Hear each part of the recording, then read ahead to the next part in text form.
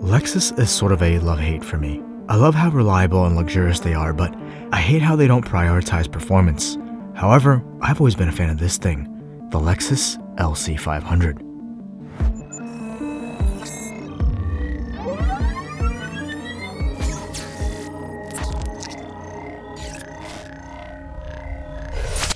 So this is Lexus's LC500. It's what many consider to be the Japanese automaker's flagship sports car. And I have a tendency to agree with that, but today, we're going to find out why. To start the car, just hit the ignition. There is a bit of a lengthy boot up segment on the screen, and though it looks quite fancy, it could get old after a while. Regardless, the cabin experience already feels slightly more premium than the GSF that I tested. To get the car into gear, it's a little different. You have to push to the left and then pull down for drive. The driving mode selector is up here near the cluster, and that's pretty unique, and I like that. To my surprise, the LC500 can be optioned with the rear-wheel steering, but it's actually very minimal. I'm not sure of the exact angle, but it's probably something like 1 or 2 degrees at most. It's not a big car though. Like most full-size Grand Touring coupes in this segment, it's at a modest 187 inches long, which gives it the benefit of having a usable backseat that can definitely fit a forward-facing baby seat, but still be small enough to have some nimbleness. Comfort mode is a little stiffer than I would have imagined it to be, but it could be in part to the aftermarket wheels that are on this car. But throttle response and steering is still on point though. Since this car has a catback exhaust, it doesn't have any valves to regulate, so it's always pretty loud when you get on the power. The gear changes are also dramatically smoother in this mode. Sorry about all the crazy flares. On future episodes, I'll avoid shooting the POV part during this time of the day. Anyway, the LC500 is one of those cars that is definitely much better looking in person than in photos. And it's already decently photogenic in my opinion.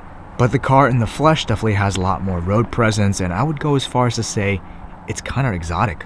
This particular LC is an Inspiration Series model, and the color is called Flare Yellow, and all those added aero bits and ground effects are aftermarket, including the wing. Normally, I would be against it, but it's actually kind of tasteful on this car. The interior color combo is very unconventional with the yellow Alcantara on dark blue leather and then the white seats. I'm honestly surprised that something like this came out of a Lexus factory because usually they're pretty conservative. Right off the bat though, I'm a huge fan of the steering wheel and how thick it is. The metal paddles are right up my alley and significantly better than the already good ones that you'd find on a GS or RCF. They definitely have the Germans beat here. Like I said earlier, I found that the exhaust is a bit loud in comfort with the aftermarket setup, but it's probably because I'm getting old and growing out of those days. I'd imagine that with the stock exhaust, highway cruising or long distance driving would be really enjoyable. But I think we're about to find out exactly why this thing really has the exhaust in the first place. As mentioned, to get it into Sport Plus, we twist the drive selector switch twice. That changes the instrument cluster as well, and I like the look of this one a lot more. You can hit this button and the tachometer shifts over and gives you a gear selection indicator. Very neat. But for now, we'll leave it in the default one.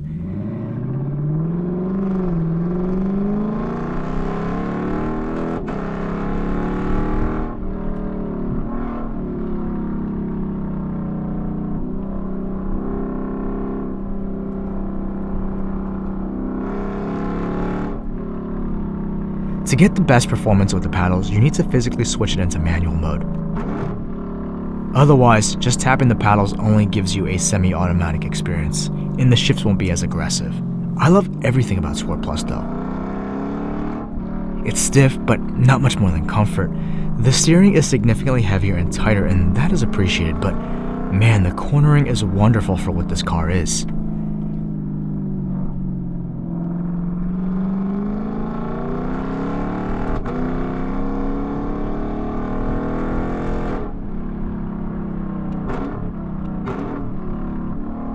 Gosh, those downshifts are absolutely fire, especially with the paddles. I don't think I can drive this car in any other mode after this, even though I might have to.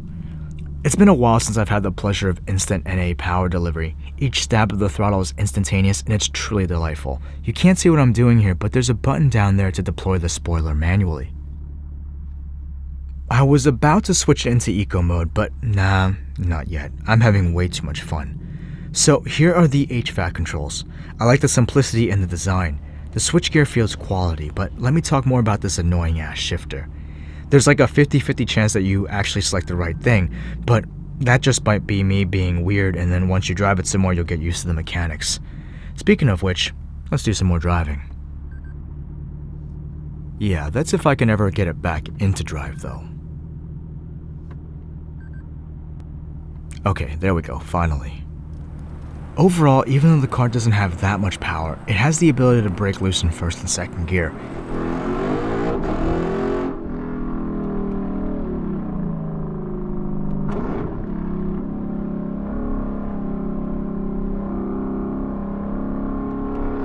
It's a bit chilly out today, but in my experience, 470 horses is still enough to do some damage if the car's light enough. Anyway, this is my favorite part.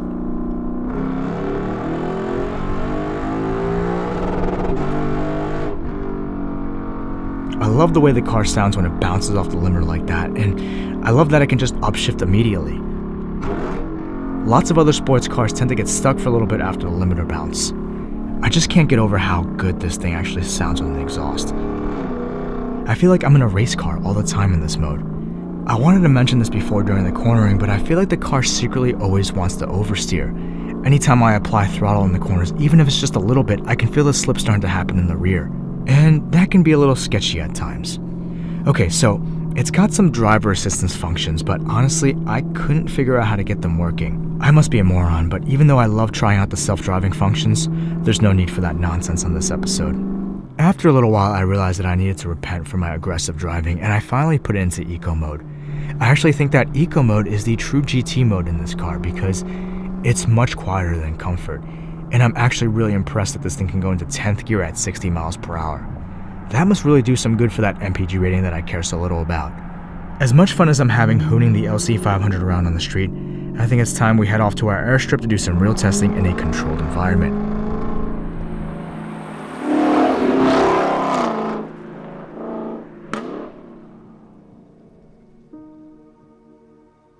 But before we get into the runs, let's go over the car's specs for a little bit.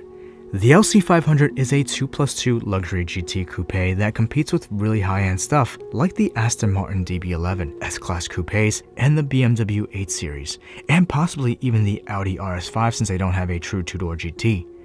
It's not the cheapest of the bunch and it's definitely not the most powerful, but I think it's one of the most elegant looking. It's powered by the same naturally aspirated 5-liter V8 that you would normally find in the GSF and the RCF sports cars. In this platform though, it makes a modest 471 horsepower and 398 pounds of torque, but the cool thing is that it's mated to a 10-speed automatic, which is indeed a lot of gears. It's front engine, rear drive, so it's got a classic layout that I'm pretty familiar with. By the way, I'm estimating that the catback adds about 10 to 15 horsepower, so correct me if I'm wrong there. The flip side is that it's heavier than I would want it to be. For something like this, you'd expect it to come in at sub 2 tons, but unfortunately, the LC500 weighs in at a hefty 4,340 pounds, which is about 300 pounds heavier than the GSF and 600 pounds more than a V8 DB11. Regardless, it's got a pretty healthy 9-to-1 power to weight ratio.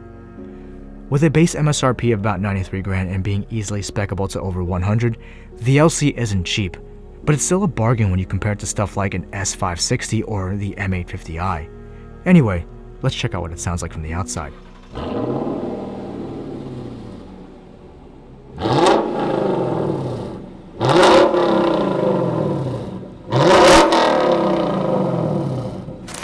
Yellow is pretty low on my list for colors on a car, but it does look really nice on the LC500. I would personally have gone with the Nori green, but the flare yellow is definitely a more flashy option. Anyway, since we're short on time and the pavement is cold, we won't do the handling test, but we will do the full half-mile acceleration run down the runway. So let's get started.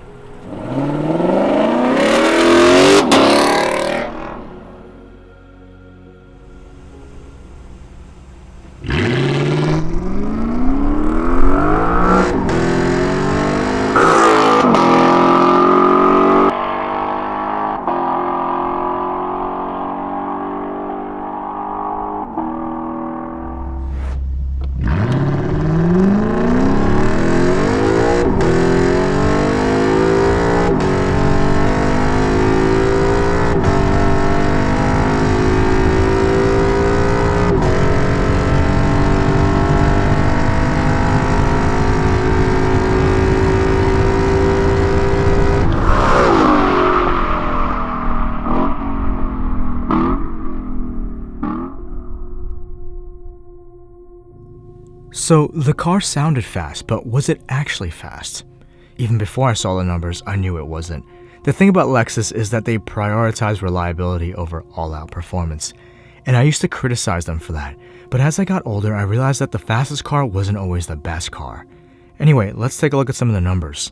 In terms of 60 to 130, the car posted a lukewarm 13.30 seconds. And what that really means is that the lesser GSF is actually faster than the flagship sports car from the brand. Unfortunate, but it's very likely due to the extra 300 pounds that the LC500 carries. In terms of other cars though, the LC is almost as fast as the new S-Class, but it's significantly slower than a Mustang GT and our X6 M50, which is precisely why I couldn't bring myself to pull the trigger on one. In terms of the standing half mile, and this is where the big hits play, the Lexus trapped about 135.5, and that's not too bad actually. It's got more top end than our X6 M50 by a hair, but otherwise it still gets walked by entry-level German sports sedans like the RS3 or even a base X3M, which makes about the same power. As much as I respect Lexus for what it is, there is a point in time where the lack of performance is no longer acceptable. And I think for a $100,000 sports coupe, you really need to do a little better than this. But if you want to see more times and metrics on this car or any other car, check out the fastest link in the description below. For now, we're going to move on to the final thoughts.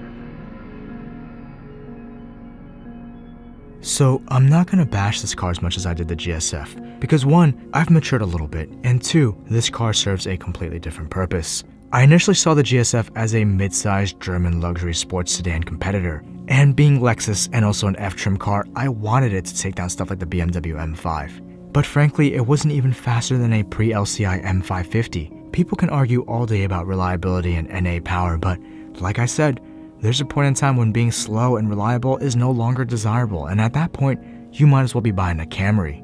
But the LC500 is not an F-trim car, and it's not designed to fight any big boy toys. It's designed to look sexy, drive sexy, and make you feel sexy. And in that regard, it checks off all the right boxes. However, I am very disappointed to hear that they are not making an LCF model, because that car would be an absolute Aston Martin killer, and it would be 100% the car that I would buy right now. And regardless of what I said earlier about the color combo, the interior layout has really grown on me, and the exterior has always been very attractive. Until recently, I've honestly haven't seen too many of these things on the road, and that makes it pretty special. At the end of the day, the Nissan GT-R might be the fastest production car that Japan has produced for the US. But to me, the Lexus LC500 is the best luxury sports car that Japan has to offer.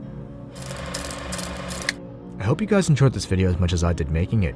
If so, it'd be awesome if you can hit that like button and share the video with your friends. I can't cover everything I want to in the short amount of time that I have, so if I missed something, let me know in the comments below. As you probably know, it's mainly just me and my wife doing this channel in our spare time. So if you want to show your support, I'd really appreciate it if you took a look at our merch store, or maybe bought something through our Amazon affiliate links in the description below. And if this is your first time here, don't forget to check out some more videos on the channel. I produce all sorts of cinematic car content, so if you like what you see, smash that subscribe button for new episodes whenever they come out. Thanks for watching.